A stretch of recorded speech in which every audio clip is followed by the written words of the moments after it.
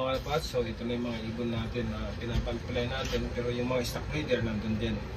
So hindi ko na sila nilabas, kundi ito lang yung mga ano natin guys. Ito na siguro yung huling himas natin sa ibon natin. Grabe talagang pag sa ganitong bagay talaga kahit gaano katapang natin, pero pag napamahal ka sa mga alaga mo kalapats, parang ang hirap din iwanan talaga ito. Ayan. Yung Jansen, ano na itong stitch natin to mga kalapats. So ayan. So napakalit na ano po to mga kalapats na hen. Ayan. So pagpak nyo. So ayan na mga kalapats. So ipapaliwanag ko mamaya yung feathering ko natin. Ayan.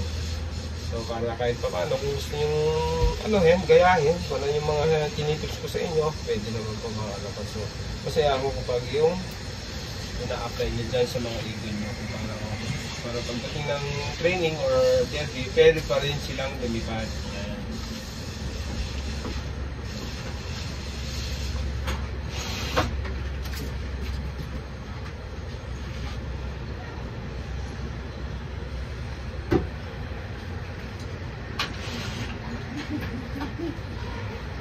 So, hawak lang tayo ng ibang mga ilang piraso ng mga kalapats dahil kung i-video po natin lahat po sila na hawakan ko, matatagalan po tayo. Dahil bukas, matuloy po yung training natin sa ilan, so pwede pa rin ako makapag-antay sa kanila mga kalapats. So, gabi pa naman po yung alis ko.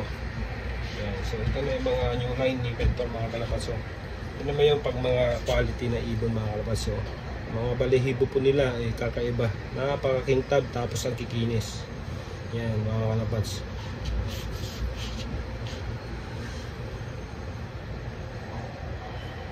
Yan.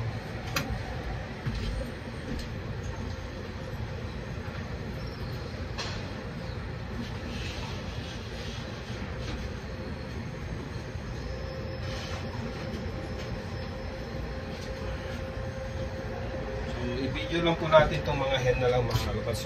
Tapos mamaya meron tayong isang kak na i-explain ko paano ako mag-feathering, paano yung style ko mga kalapats. So ito na po yung yung recover natin sa Origo plus asin lang mga kalapats. Yung una talagang matamlay sa mga kalapats, pero ngayon balik na dati yung sigla niya mga kalapats.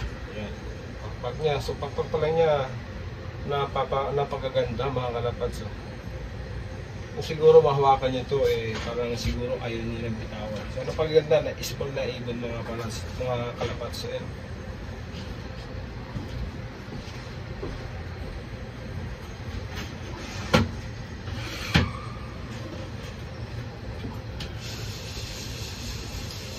kung kayo naman naghanap po ng mga winning line na ibon mga kalapats, so ito po yung mga kapatid na nanalo po sa akin na nakauwi ng ibon ko ng 2013 sa 2014. Ito po yung kapatid nila mga kapats. Yan. So isa lang po ito. Naging isa lang po yung nilalabas. Dalawang itlog pero isa lang po nagpipisa. Puro isa-isa mga kapats. So bihira po lang yung lumalabas na nabubuhay, napipisa na sa mga kapats. Puro hen po ito. Yan na naman po yung lumabas mga kapats. So ganito po yung mga isa na yung mga katawan ng mananalo na ibon mga kalapats. Yan. Ayan mga kalapats. Napakaamon na ito kahit ano man hindi papalag po ito mga kalapats. Ayan, ganyan po yung mga Jansen ko mga kalapats. So once na ganitong hipo mo sila, hindi sila pumapalag po yan. Kahit anong gawin mo. Ayan, so ito po yung pagpag niya ng mga talagang umuwi na ibon po natin. Yan. So inano ko lang ito mga kalapats, pero kapatid po kasi ng mga nakauwi na ibon po natin ng 2013 saka 2014. Yan. So, tignan nyo lang po yung pakpak, yun lang po yung inano ko mga kalapats. Ayan grabe.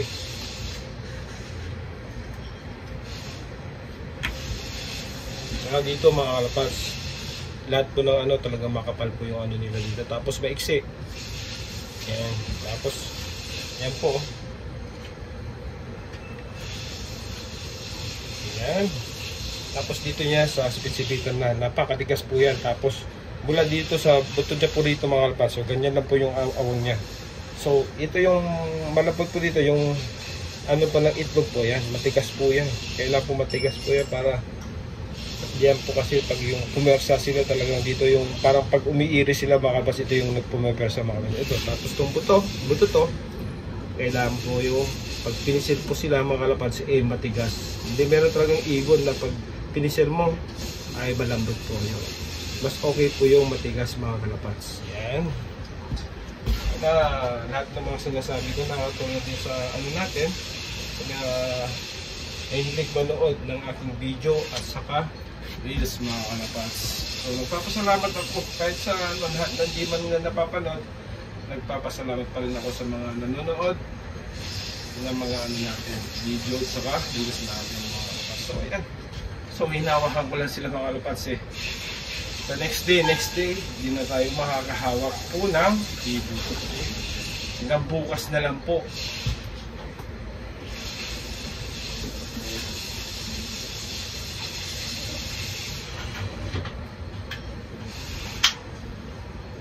So ito mga kalapads.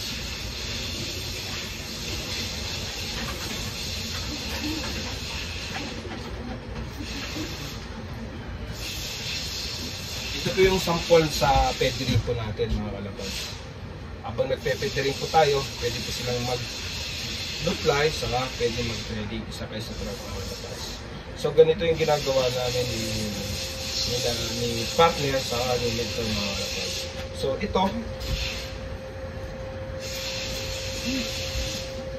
ito mga kalapads yan, ganyan po mga kalapads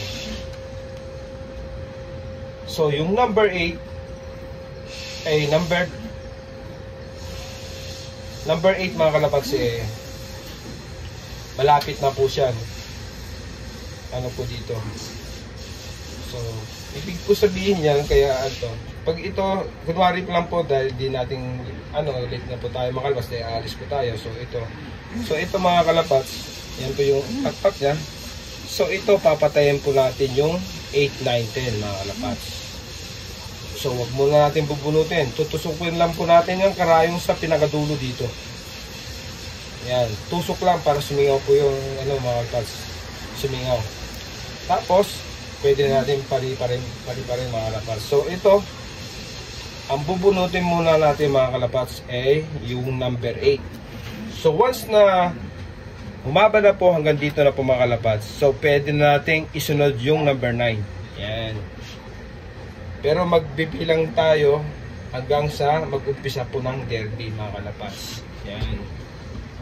Tapos, ang sunod po na yan, pag umaba na ulit, kasing haba na po yung number 8, mas mahaba siya konti, so pwede natin tanggalin yung number 10 na. Yan mga kalapads. So pagdating po ng derby, mga kalapads, sakto po yan. Kasi magbibilang po tayo ng araw, yung haba po na. Once na nagkulang po yung araw po natin mga kalapads, ito na yung ginagawa namin. Para humabol po siya mga kalapads. So, magpapainom po tayo ng pampahaba para mabilis yung natin, yung pakpak po nila mga kalapads. So, yung ginagawa, may gamot po kaming ganon na para yung sa pakpak nila mabilis humaba po mga kalapads. Para sakto po sa natin, derby. So, dito kasi tayo sa mga kalapads, maraming po yan. Maraming gamot. So ito na po yung embrick natin na napakaganda ng katawan mga kalapads. So ipapakita po yung kapatid nito. So nag-ano po yung dalawa pong itlog pero isa lang po napisahkat po siya. Yan. So ito yung pakpak ni embrick mga kalapads. So ipapakita po yung second batch natin na hen. Ang kapatid nito mga kalapads. So same po sila. Yan. Ayan mga kalapads.